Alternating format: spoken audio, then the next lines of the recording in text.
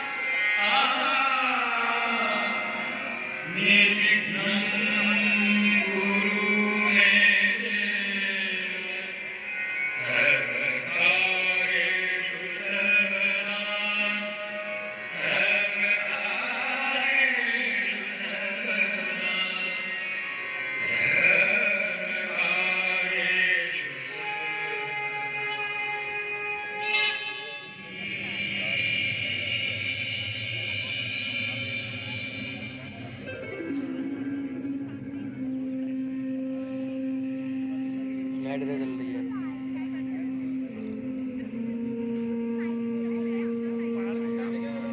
मैं हूँ खजुराहो के शिल्पकार की आत्मा। मैंने उस स्वर्ण जिसमें राजसिक संरक्षण एवं उत्तम कला एक ऐसे गठबंधन में बंध गए कि वास्तुशिल्प जा पहुंची अपनी चरम सीमा पर। मेरे अस्तित्व के रोम रोम में व्याप्त हैं उन महान शिल्पकारों की शिल्प साधना जिनके वंशजों ने अपना समस्त जीवन इस कला को समर्पित कर दिया। चंदेल राजाओं द्वारा निमंत्रित भारतवर्ष के कोने कोने से आए थे हम सभी कलाधर, जिन्होंने इन अद्भुत देवालयों की रचना की। 1000 वर्ष की लंबी आयु में मैंने देखे हैं गौरवशाली साम्राज्य, कला पारखी महाराजाधिराज और साक्षी रहा उनके साकार होते हुए सपनों का।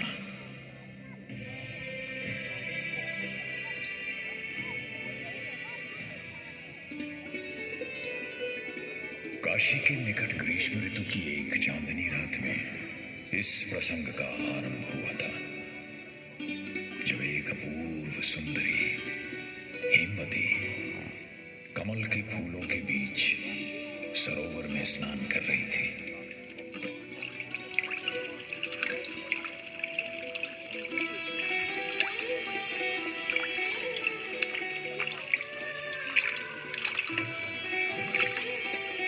वो सुंदर थी, इतनी सुंदर कि स्वयं रात्रि के देवता चंद्रमा उस पर मोहित हो गए।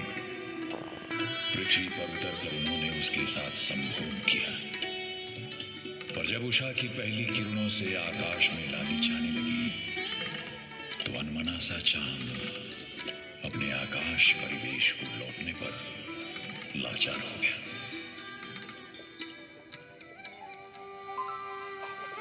ओ लावण्यमयी, अब तुमसे विदा लेनी ही होगी।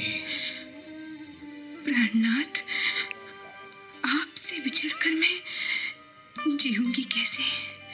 प्रिय, तुम एक पुत्र को जन्म दोगी जो बनेगा एक प्रतापी सम्राट और स्थापना करेगा महान चंद्रवंशी चंदेल साम्राज्य की। वही हमारे प्रेम को अमर बना देगा प्रेयसी। एक पुत्र? मैं संसार को क्या मुंह दिखाऊंगी? ये कलंक कैसे झेलूंगी? डरो मत हेमवती, हमारा पुत्र गौरवशाली मंदिरों की स्थापना करेगा और उन्हीं से होगा हमारे अवैध संबंध का प्रायश्चित। परंतु तुम्हें खजुराहो प्रस्थान करना होगा। खजुराहो?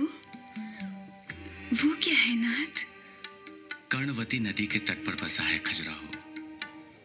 ये नाम खजूर के उन सुनहरे वृक्षों से पड़ा है जो उसके द्वार को अलंकृत करते हैं। सघन वनों और झीलों से सुसज्जित एक अत्यंत रमणीय स्थल है ये।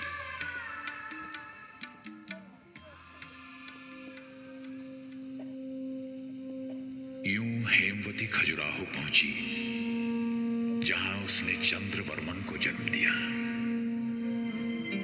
कहते हैं कि उसने ही अपनी माता के पाप का प्रायश्चित करने हेतु 85 मंदिरों का निर्माण करवाया।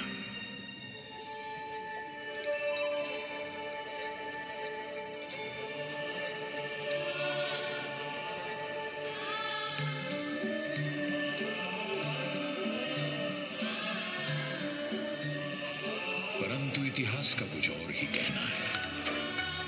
उसकी धारणा है कि इन अद्भुत मंदिरों का निर्माण 10वीं और 12वीं शताब्दी के मध्य चंदेल राजाओं द्वारा हुआ। उत्तर भारतीय प्रतिहार राज्य के विधायक चंदेल शक्तिशाली होते जा रहे थे। चंदेल वंशी प्रतिहार राजाओं के नाम पर निरंतर तलवार खींचते और खजुराहो की पहाड़ियां अक्सर सेना के टंकों और गुर्रों के शोर से गूंजती।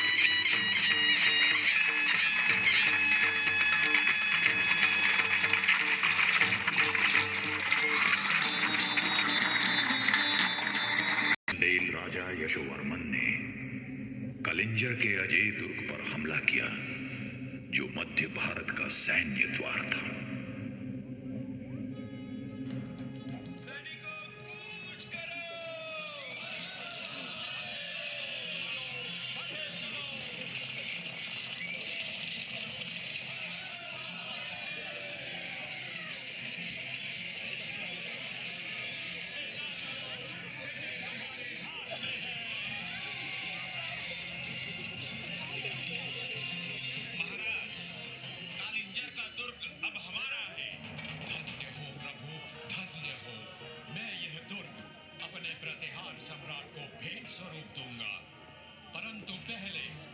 इस युद्ध में बलिदान होने वाले वीरों के नाम हमें गिनवाओ। हम उनके परिवारों की आर्थिक सहायता करेंगे कुछ गांव देकर। वाह, कितना उत्तम विचार है महाराज। इससे हमारे सैनिक अपने परिवार पालन की चिंता से मुक्त हो जाएंगे और तनमन से युद्ध करेंगे।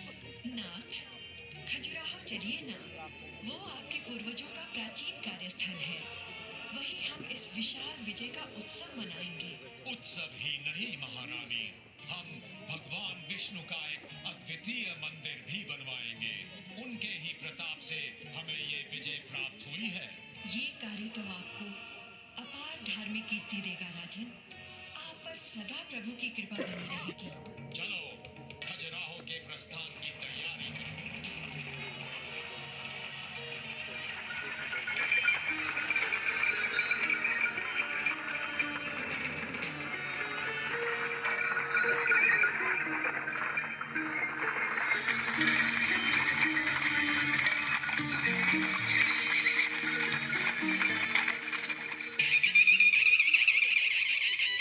यशोवर्मन पारंपरिक तेज और प्रताप से शोभायमान खजुराहो पधारे। राजसमूह की अगुवाई कर रहे थे संगीतकार और उनके पीछे स्वर्णमालाओं से सुसज्जित हाथी, फिर चमचमाते भाले लिए घुड़सवार और उनके पीछे नंगी तलवारें थामे पैदल सैनिक। नगाड़ों नगाड़ों की ध्वनि के बीच महाराज पर गौरवशाली उपाधियां न्यौछावर की गई। महाराजाधिराज कलिंजराधिपति राजा यशोवर्मन पधार रहे हैं।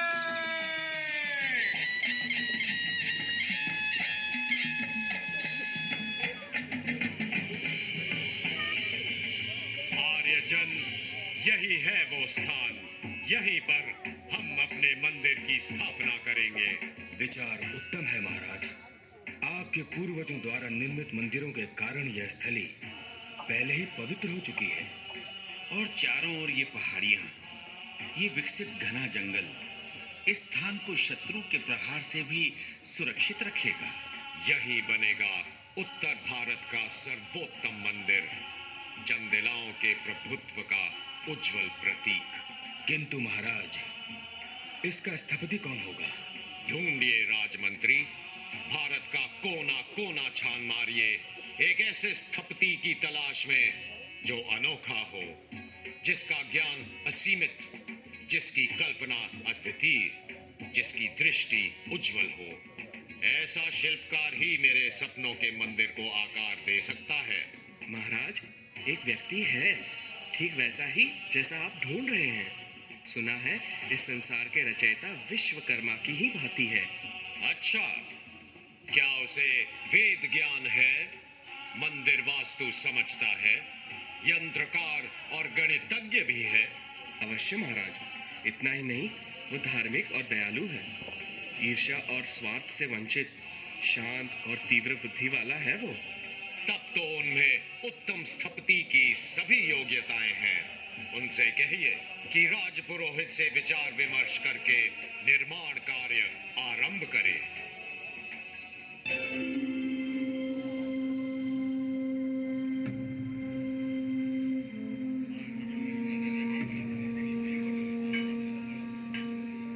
शिल्पकार ने मंदिर की वास्तु योजना बनाई। मंदिर की पूरी जीवंत हुई। तन्मय होकर जुट गए अनगिनत श्रमिक और शिल्पकार यशोवर्मन के स्वप्न को साकार करने। दिन प्रतिदिन श्रमिक विशाल शिलाखंड ढोते और शिल्पकार कार्य प्रारंभ से पहले अपने शरीर को पवित्र करने का अनुष्ठान करते तथा योग से मन में स्थिरता लाते। अनुभवी आचार्य अपने शिष्यों को कला के सार का ज्ञान भी कराते जाते।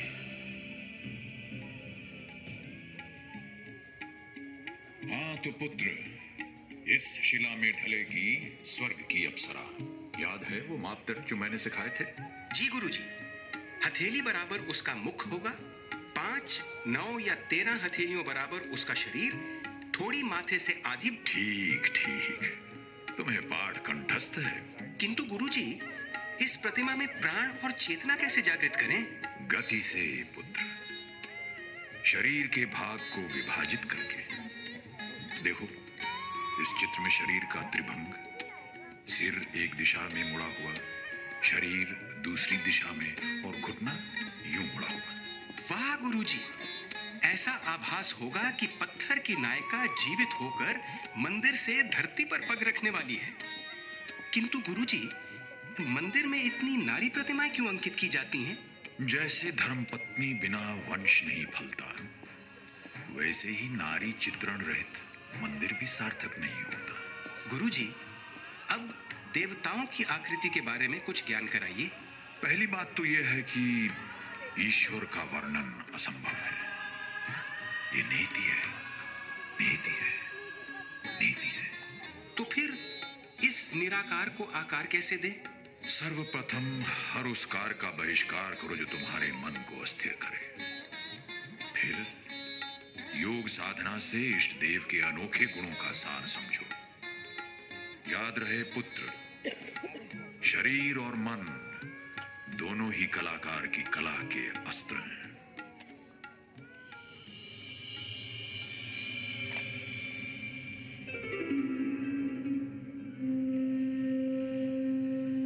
यशोवर्मन मंदिर निर्माण की प्रगति परखने प्राय यहां आते।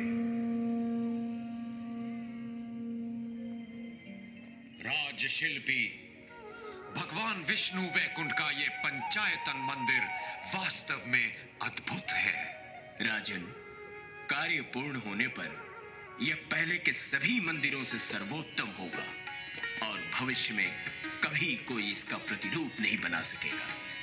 हमने आपसे विशाल निर्माण का आग्रह किया था, किंतु यह तो हमारी परिकल्पना से भी कहीं अधिक भव्य है।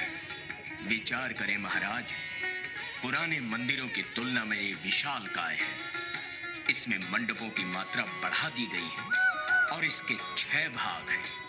हर एक मंडप की छत निरंतर उस शिखर की ओर चढ़ती जाती है जो गर्भगृह के ऊपर है। हाँ, जैसे हिमालय पर्वत की ऊंची ऊंची चोटियां जहां देवता गण वास करते हैं।